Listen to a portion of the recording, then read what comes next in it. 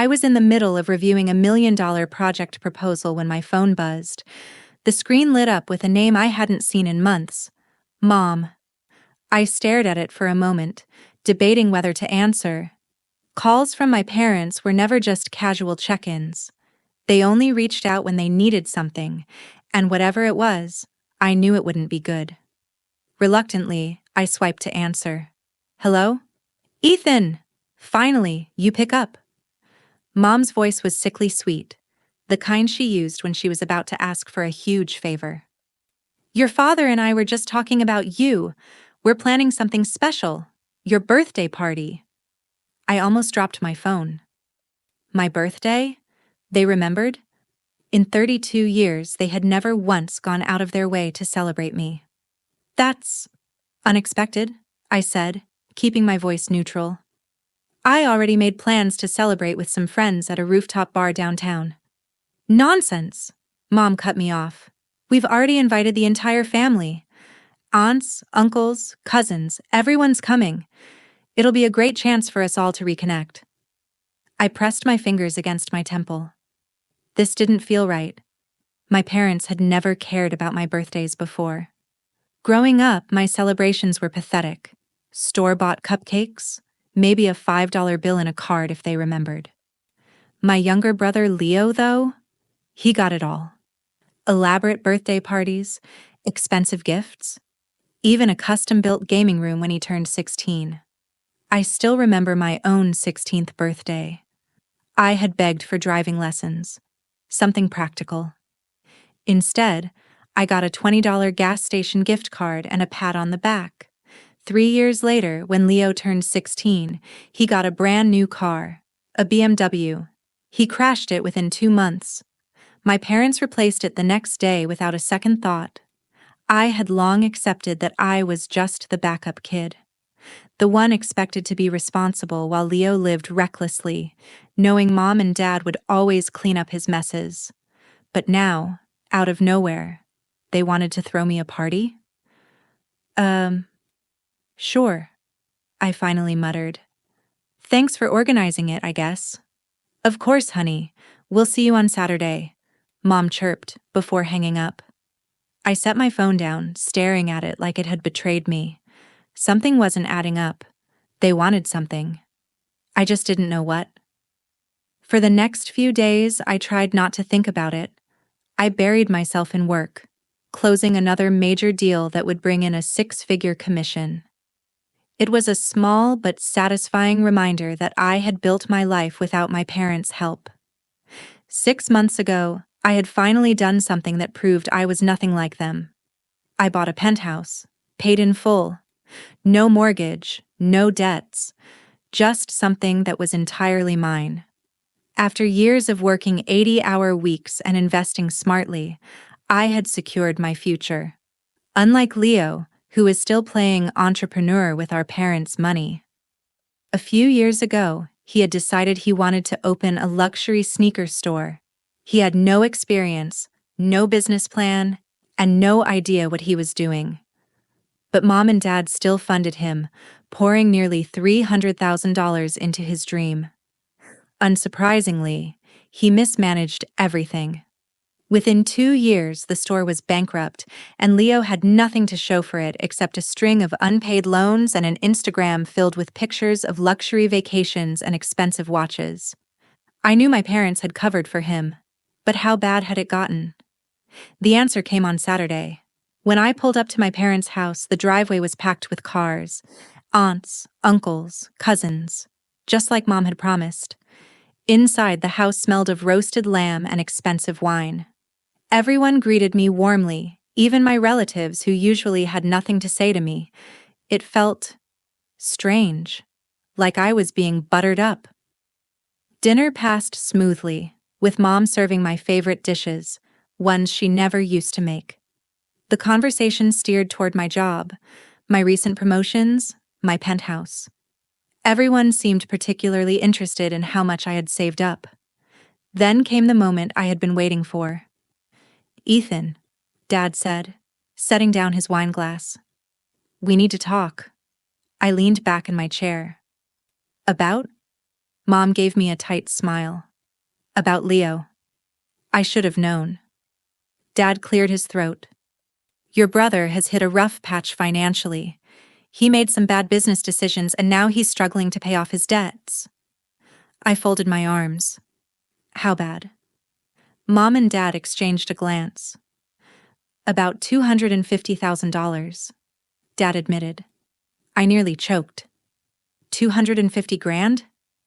And? I said, my voice dangerously low. Mom reached across the table, grabbing my hand. We think you should help your brother. You're doing so well, sweetheart. You could easily sell your penthouse. I pulled my hand away as if I had been burned. I could what?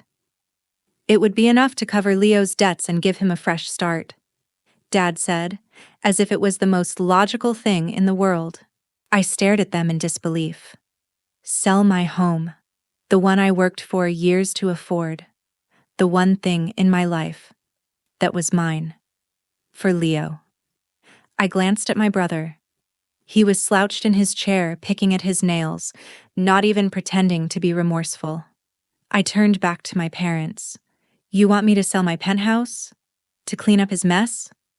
Mom sighed like I was being difficult. Ethan, family helps family. I laughed. A cold, humorless sound.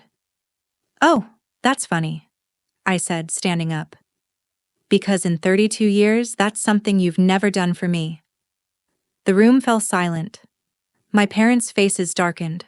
Leo sat up, suddenly paying attention. And I knew, right then and there, that this was war. The silence in the room stretched, thick and suffocating. My parents stared at me like I had just insulted their entire bloodline. Leo, for the first time that evening, actually looked interested. You're being selfish, Ethan, Mom finally said, shaking her head in disappointment. Leo needs this. You have the means to help him, and you're choosing not to? What kind of brother does that? I let out a hollow laugh. Oh, now we're playing the family card? That's rich. Where was this energy when I was working 3 jobs to pay for college because you refused to help me? Or when I had to live in a shoebox apartment while you spent thousands funding Leo's sneaker store? Dad sighed, rubbing his temples like he was the one suffering. Ethan, you've always been independent. You didn't need our help. I clenched my fists under the table. That one sentence summarized my entire life. I didn't need their help, so they never gave it.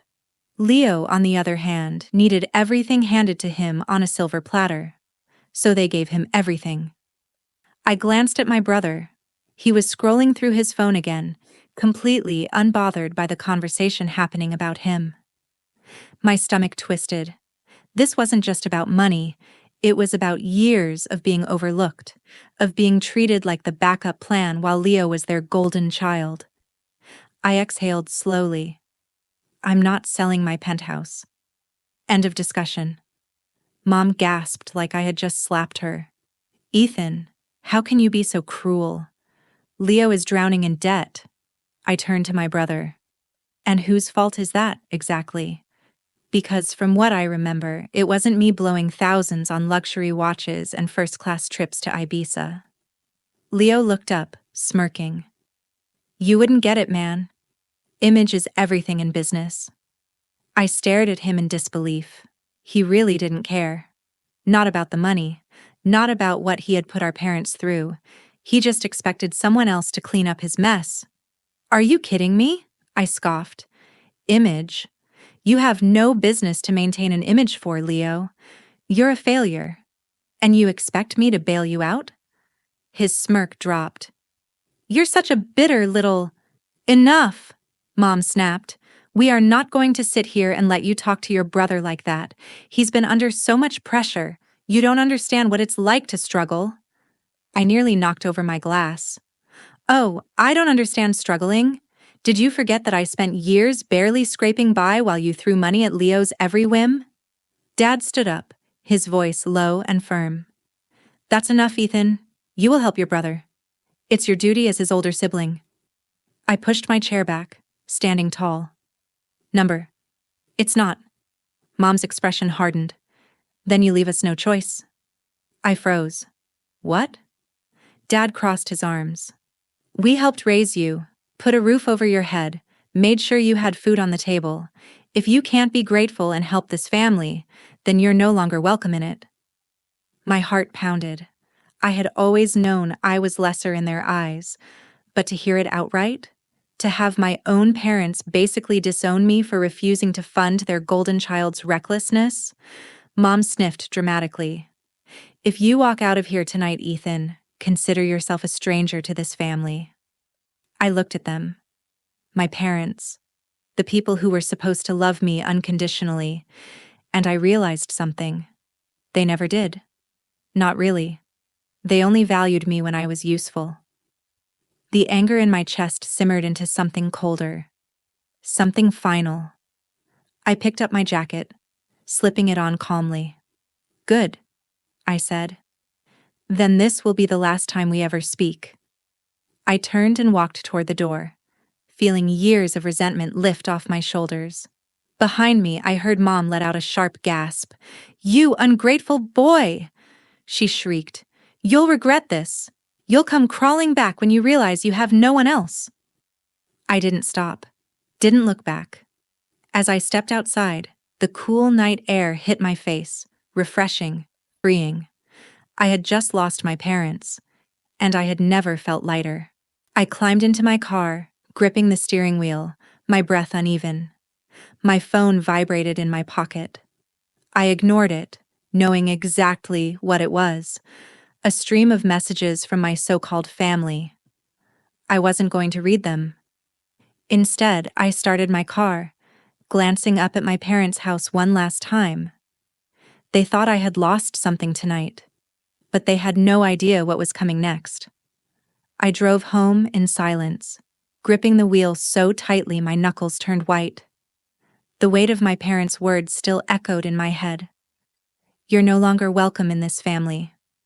For years, I had put up with their favoritism, their excuses, their gaslighting.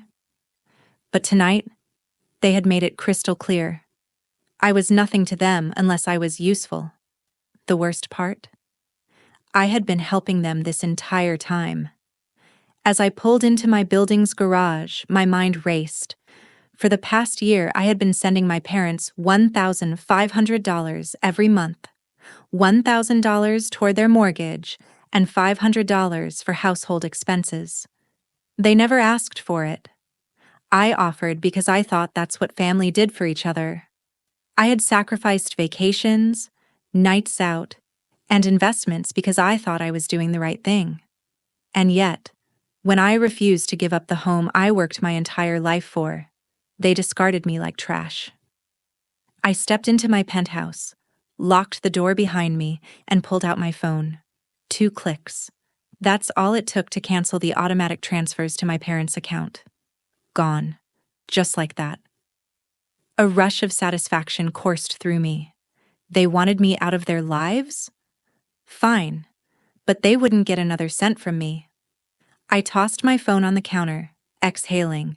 For the first time in years, I felt like I was finally free, or so I thought. The next morning, my phone exploded with messages. Mom. Ethan, what did you do? The mortgage payment didn't go through. Dad. Your mother is in tears. Fix this now.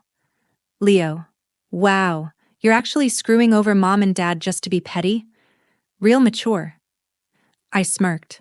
Oh, they had no idea how much worse this was going to get.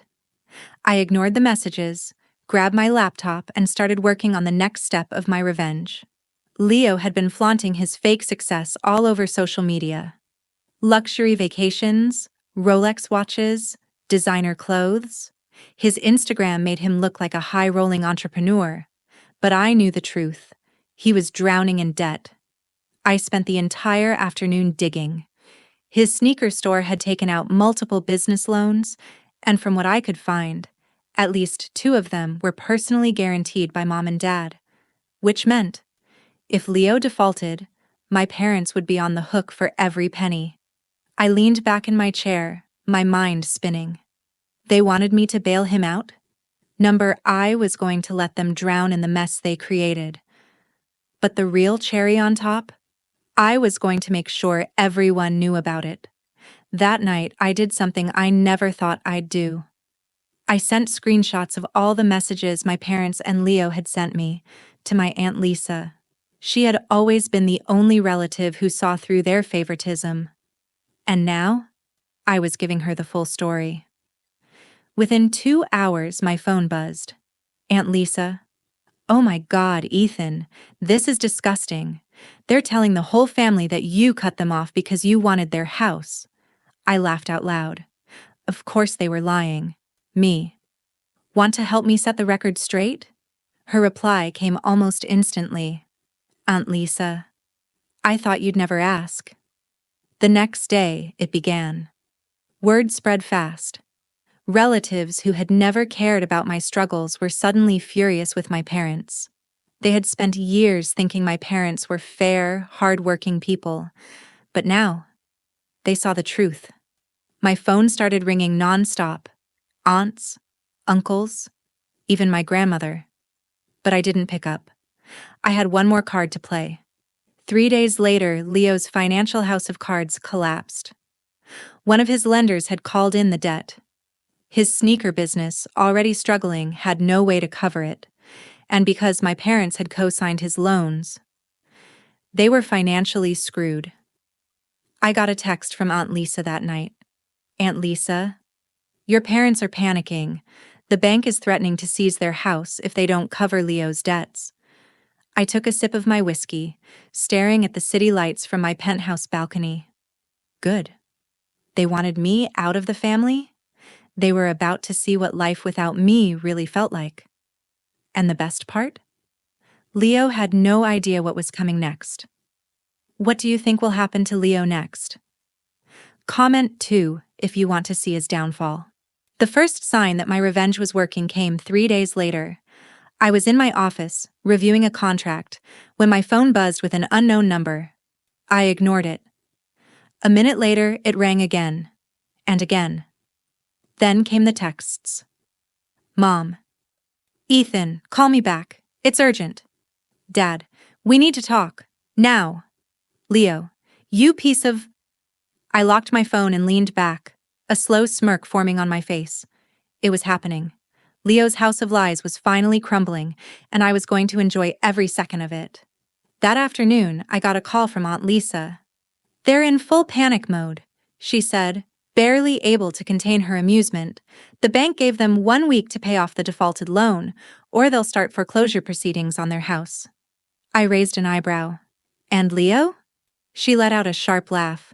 "Oh, he's in deep. Turns out his credit is completely shot. He tried applying for another loan to cover the debt, but he got denied. Repeatedly." I exhaled slowly, letting the satisfaction settle in. Leo had always believed he was untouchable, that no matter how many mistakes he made, someone would bail him out. But not this time. This time, I had made sure he had no escape. And my parents? They had spent their entire lives prioritizing Leo, sacrificing everything for him. Now, they would finally feel what it was like to be left behind. But I wasn't done yet. That evening, I took things one step further. Leo had built his entire image on perception. His social media made him look like a successful businessman, someone who had it all. So what would happen if people realized it was all a lie? I pulled out my laptop and logged into a popular business forum.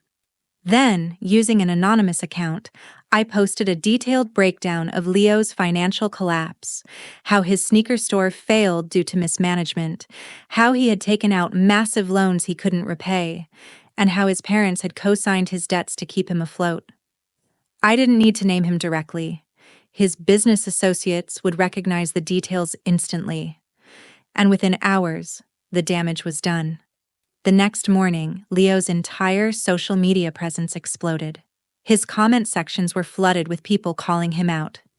"Dude, what's this about your business being bankrupt? So you're just a rich kid living off your parents' money? LMAO. Wait, didn't you flex a Rolex last month? You couldn't afford that?" It was brutal. By noon, Leo had deleted half his posts and locked his Instagram. And by evening, his entire account was gone. I grinned. Leo had spent years crafting the illusion of success. Now, with a single post, I had ripped it away. That night, my phone rang again. This time, I answered. Ethan. Mom's voice was shaking. You have to help us. I leaned against my balcony railing, watching the city lights below. Help you? You told me I wasn't part of this family anymore. Remember? She stammered. That was just in the heat of the moment. Right, I said flatly. Just like when you demanded I sell my home to fix Leo's mistakes? Or when you called me selfish for refusing? Silence. Then Dad spoke, his tone clipped. We understand that we may have overreacted. But Ethan, the bank is taking our house. We don't have the money. I let that hang in the air for a second. Then, I said it. Not my problem. Mom gasped. How can you say that? We're your parents. No, I said coldly. You were Leo's parents. I was just the guy you ignored until you needed something. She started crying. Dad? He just let out a long breath. Defeated. And Leo? He finally spoke up. You're such a bitter, pathetic loser, he snarled. You think this makes you better than me? You're still alone in that stupid penthouse while I have a family. I chuckled. A family that's about to be homeless? Leo lost it. He started screaming, cursing, threatening me. I didn't flinch, didn't react. I just hung up. Then, for good measure, I blocked all their numbers. I was done. Completely. I poured myself a drink, staring at the city skyline, letting the reality sink in.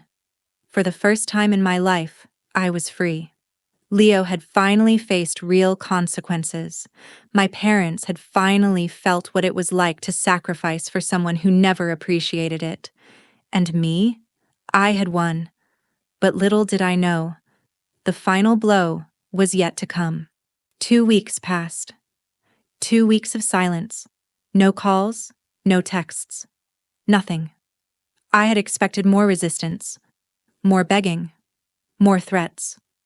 Instead, my parents and Leo had vanished from my life like they had never existed. I should have felt relieved. Instead, I felt curious. So I reached out to the one person who would always have the inside scoop, Aunt Lisa. She picked up on the first ring. I was wondering when you'd call. I smirked. What's the latest? She let out a low whistle. Oh, you're going to love this. I leaned back in my chair, already anticipating good news. The bank foreclosed on your parents' house, she said. They had no way to cover Leo's debt, and without your monthly payments, they couldn't make their mortgage either. They were forced to move out last week. I exhaled slowly, letting that sink in. They lost everything. Good. And where are they now? I asked. Lisa laughed. Oh, you'll love this part. They moved in with Leo. I froze. Then I burst out laughing. Leo, who had never lifted a finger in his life, was now responsible for Mom and Dad. I could already picture it. The golden child, the one who had been coddled his entire life, now stuck with the very people who had enabled his failure. How's that working out? I asked, still grinning. Oh, it's a disaster, Lisa said. Leo's still unemployed. Mom's blaming Dad. Dad's blaming Leo, and they're all blaming you. I rolled my eyes. Of course they were. They're miserable, Ethan, Lisa continued. They're in a tiny apartment fighting every day, and for the first time in their lives, they have no safety net. I nodded, satisfied. They had spent their entire lives using me. Now they had to fend for themselves. But Lisa wasn't done. There's one more thing, she said, her voice dropping into something almost sinister. I raised an eyebrow. Oh? Lisa chuckled. You remember all those business contacts Leo bragged about? The ones who thought he was some big-shot entrepreneur? I smirked. Let me guess. They found out the truth? Oh, they found out everything. She paused for effect. Turns out, one of Leo's old friends was also an investor in his failed sneaker business, and when he found out that Leo had been spending investor money on luxury vacations instead of paying off his debts, he didn't take it well. I sat up straighter. Lisa's voice was gleeful. He's suing Leo for fraud. I let out a low whistle. Wow. Lisa laughed. Oh, and get this. Since your parents co-signed some of his business loans, they might get dragged into the lawsuit too. My grin widened. Poetic. Absolutely poetic. Leo had finally hit rock bottom, and this time, Mom and Dad were going down with him.